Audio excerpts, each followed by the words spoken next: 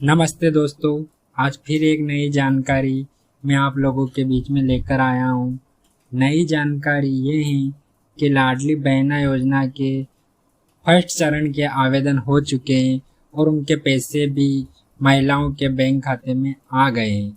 अब सवाल ये है कि जो अब वापस सरकार ने इसमें अपडेट किया था, जिसमें लाडली बहना योजना में 21 साल से लगाकर 60 साल की बहनें भी आवेदन कर सकती है। लाडली बहना योजना में पहले 23 साल से लगाकर 60 साल की बहनें ही आवेदन कर सकती थी, पर इसमें अपडेट कर अब 21 साल से 23 साल कर दिए गए।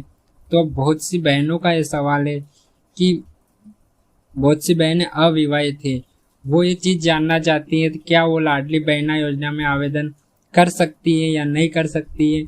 इसके बारे में मैं आपको जानकारी बताऊंगा आगे।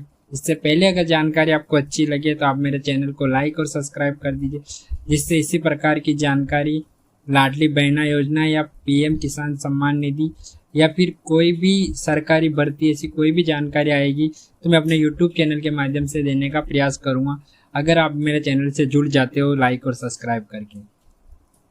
अब दूसरी जानकारी ये है कि बहुत सी महिलाओं का ये भी सवाल है कि मेरे समग्र आईडी में नाम नहीं जुड़ा है अभी मेरे ससुराल की समग्र आईडी में, तो क्या मैं आवेदन कर सकती हूँ। बहुत सी महिलाओं का ये भी सवाल है कि अभी मेरे आधार कार्ड में मेरे हस्बैंड का नाम नहीं लगा है एड्रेस में, तो क्या मैं इसमें आवेदन कर सकती हूँ लाडली बहना योजना में।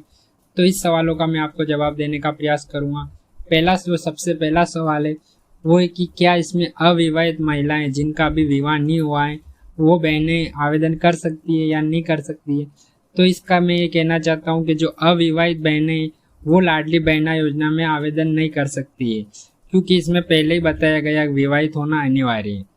दूसरी चीज़ ये कि लाडली बहना योजना में जिन बहनों के ससुराल की समग्र आईडी में अभी तक उनका नाम नहीं जुड़ा है, अभी उनकी नई शादी हुई तो उनका नाम नहीं जुड़ा है, तो वो लाडली बहना योजना का आवेदन नहीं कर सकती है। पहले उनकी ससुराल की जो समग्र आईडी है उस ससुराल की समग्र आईडी में उनका नाम जुड़ेगा, तभी वो लाडली बहना योजना के लिए आवेदन करने के लिए पात्र हो पाएगी और आवेदन कर पाएगी।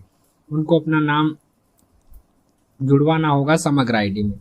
अब तीसरा सवाल ये है कि बहुत सी महिलाओं की अभी भी नई शादी हुई है, उनके आधार कार्ड में उनके पापा का नाम लगा हुआ है, उनके हस्बैंड का नाम अभी तक नहीं लगा है, अभी तक उनका हस्बैंड का नाम नहीं लगा है और ससुराल का एड्रेस नहीं लगा है, अभी तक मायके का एड्रेस है, तो ये सुधार नहीं होगा तब तक क्या वो आवेदन कर सकती है। तो नहीं कर सकती वो आवेदन, क्योंकि आपको समग्र को आधार से ई-केवाईसी करवानी होगी और ई-केवाईसी आप करवा दोगे तो आपके जो आधार कार्ड में डिटेल है वही समग्र आईडी में जुड़ जाएगी।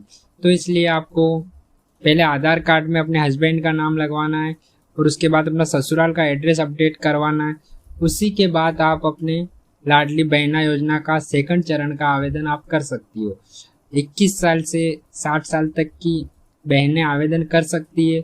जो अविवाहित है वो इसके लिए पात्र नहीं है, उनको फालतू में कहीं चक्कर काटने की ज़रूरत नहीं है और किसी दलाल को फालतू पैसे देने की ज़रूरत नहीं है।